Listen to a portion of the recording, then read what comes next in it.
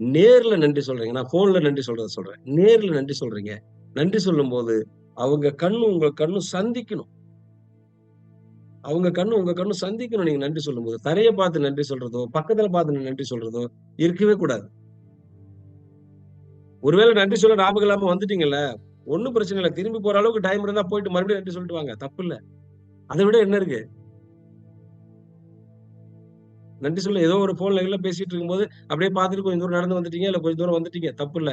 டக்குன்னு ஞாபகம் வருது. திரும்ப போய் நன்றி சொல்லிட்டு வாங்க.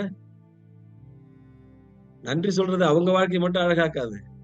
உங்க வாழ்க்கைய பேரழகாக்கிடும். நான் உங்களுக்கு முதல் நாளே சொன்னேன். எந்த ஒரு விஷயமும் நீங்க நல்லதை கொடுத்தாலும், நல்லது அல்லாததை கொடுத்தாலும், பெறுபவர்களை விட உங்களுக்கு 3 மடங்கு லாபமோ, 3 மடங்கு நட்டமோ அதிகம்னு சொல்லியிருக்கேன். அத எப்படி சொன்னேன் நானு? என்ன உதாரணம் சொல்லி சொன்னேன்? யாராவது சொல்ல முடியுமா? ஒரு கைய நீட்டினா 3 கை நம்மள நோக்கி வரும். ஒரு விரல நீட்டினா 3 விரல் நம்மள காட்டி வருது. ரைட். அது சொன்னேன். அப்புறம் இப்ப நான் தினேஷ வந்து திட்டிட்டேன்னு வச்சுக்கங்களேன். எனக்கு எத்தன மடங்கு லாஸு? 3 மடங்கு. எப்படி எனக்கு 3 மடங்கு லாஸு? நம்ம சார் நம்ம சொல்லால சொல்றோம். நம்ம உணர்றது நம்ம திருப்பி கேட்கிறோம்.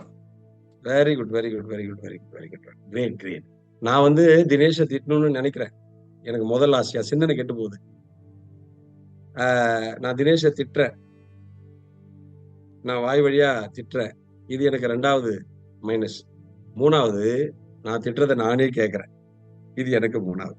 எனக்கு 3 மடங்கு நஷ்டம். தினேஷ் ஒரு முறை கேட்டார் மாட்டு போயிடுவார். நான் இப்போ தினேஷ புகழறேன். நன்றி சொல்றேன். இப்ப தினேஷ்க்கு 1 மடங்கு ஹாப்பி. எனக்கு நன்றி சொல்லிட்டாரு அண்ணன். 1 மடங்கு ஹாப்பி.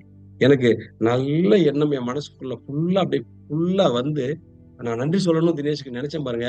அப்பவே நான் ஹாப்பி ஆயிட்டேன். நான் 2வது வாய் திறந்து நன்றி அப்படின்னு சொல்றேன். இப்போ ஒரு ஹாப்பி எனக்கு. நான் நன்றின்னு சொன்னத நானே கேட்கிறேன். இப்ப எனக்கு 3வது ஹாப்பி. அப்போ ஒருத்தருக்கு நல்லதை தருவதாக இருந்தாலும், நல்லது அல்லாததை தருவதாக இருந்தாலும், பெற்றுக்கொள்பவர்களுக்கு 1 மடங்கு தான், கொடுப்பவர்களுக்கு 3 மடங்கு லாபமோ, நட்டமோ அதிகம்னு நான் சொல்லியிருக்கேன். அப்ப நம்ம இன்னைக்கு எவ்வளவு குடுக்குறோமோ, அவ்வளவு ஹாப்பியா நம்ம இருப்போம். அவர்கள் வாழ்க்கை சிறக்கும். நம் வாழ்க்கை மிகச் சிறப்பாக இருக்கும். அதுதான் இன்னைக்கு உண்டான பயிற்சி.